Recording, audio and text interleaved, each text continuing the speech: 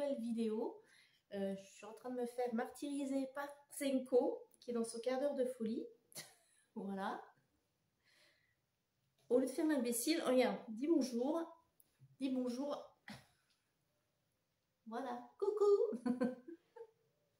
Ouais, je vais le reposer.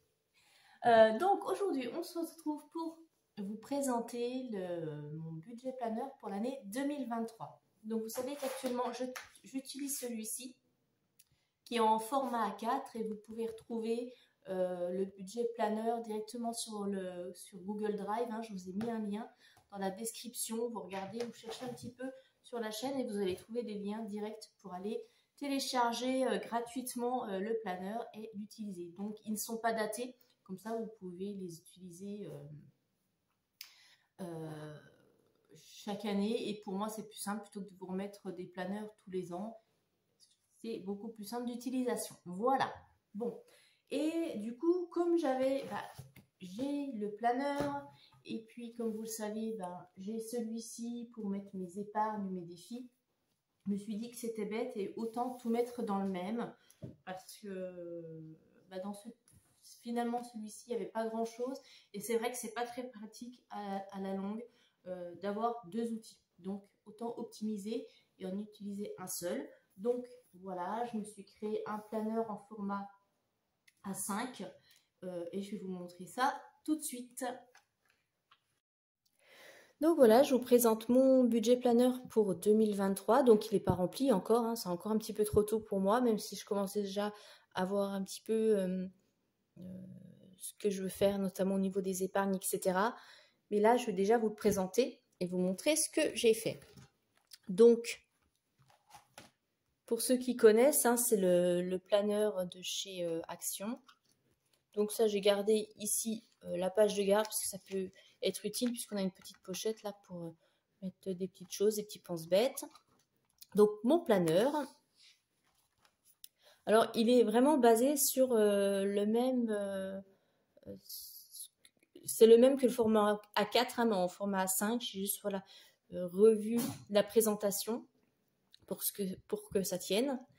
Alors, on retrouve bien sûr la synthèse annuelle hein, au niveau des comptes.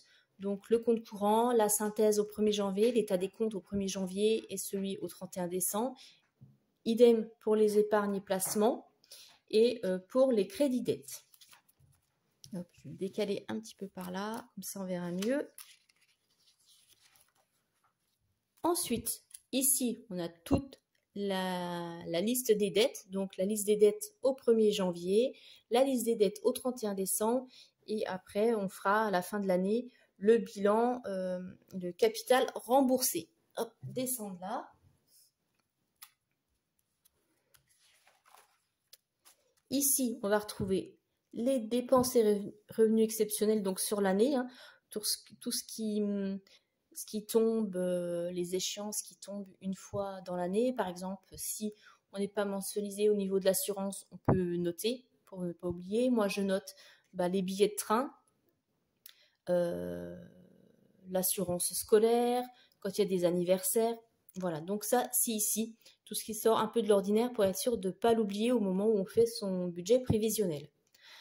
Là, la liste des envies et des achats, hein, donc ce qu'on a envie d'acheter, pour qui, donc ici si c'est pour moi ou pour ma fille, et le montant estimé, ce qui permet un petit peu aussi de prévoir une épargne ou peut-être de prendre dans l'épargne de secours au cas où. Ça après, chacun s'organise comme il le souhaite. Les fonds d'épargne donc à réaliser cette année, donc les projets, quel montant, à quelle échéance et combien on va mettre par mois. Et les fonds d'épargne à moyen et long terme. Donc ça peut être sur 2, 3 ou plus. Hein. Si c'est pour un projet immobilier, par exemple, ça peut être, je ne sais pas, sur 4 ans, 5 ans, plus. Ici, on retrouve le suivi des fonds d'épargne. Donc le nom du projet, la mensualité chaque mois, l'objectif, hein, le montant. Et le montant qu'on a déjà épargné, par exemple, si on a déjà un solde de l'année précédente, et on le remet là, ce qui permet de diminuer l'objectif à atteindre et peut-être aussi de réduire les mensualités. Et chaque mois, Voilà combien on a mis chaque mois. Et donc, idem pour l'autre côté. Donc, on a jusqu'à 10 fonds d'épargne.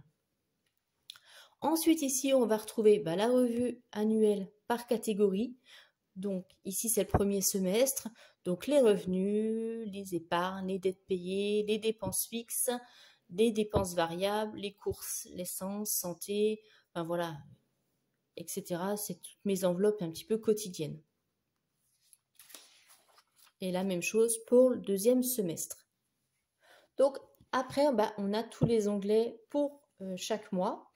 Donc, je vais vous montrer un mois, voilà, pour l'exemple. Donc, par exemple, au mois de février. Donc, on retrouve, hop, ça s'est sauvé. On retrouve le budget mensuel, donc les revenus, ce qui est prévu et le réel, les crédits dettes, les dépenses fixes. Hein, je vois que j'ai eu un petit quoique au niveau de l'impression. Les dépenses fixes, les virements permanents, les dépenses variables, mes enveloppes quotidiennes, le solde, donc ce qui est prévu, ce qui va permettre de mettre dans les épargnes et mes épargnes, voilà. Et ensuite ici, le suivi des dépenses, donc tout au long du mois, on note la date, ce qu'on a acheté et dans quelle catégorie et le montant, ce qui permet vraiment d'avoir un double contrôle entre les trackers et le suivi ici pour pouvoir le reporter dans la revue annuelle et suivre l'évolution justement du budget, sur quelle catégorie le poste des dépenses a augmenté par exemple, dans lequel on a pu économiser. Donc ça permet vraiment d'avoir une vision globale sur l'année et puis aussi par exemple pour le budget course, de voir si on arrive à économiser malgré l'inflation, etc. Ou enfin, vraiment, et de voir son évolution depuis le début de l'année, comment on s'en sort. Voilà. Donc là, et ici, les économies de la semaine, je vais les mettre,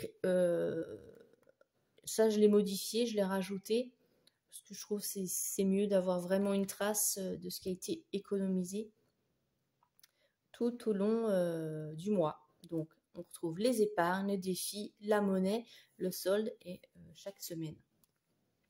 Donc, voilà, et on retrouvera, après là, j'ai pas encore mis pour 2023 parce qu'on est encore en 2022.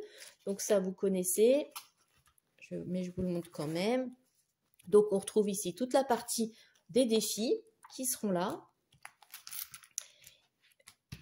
Et toute la partie des épargnes. Voilà, écoutez, je ne sais pas si vous, c'est déjà prêt pour l'année 2023. Après, on a encore le temps, mais moi, j'aime bien que tout soit organisé et planifié. Descendre là. Et puis, peut-être que par la suite, je vous les mettrai dans le drive en format 5. On verra. Voilà. Écoutez, je vous embrasse très fort. Je vous dis à très bientôt. Bye bye.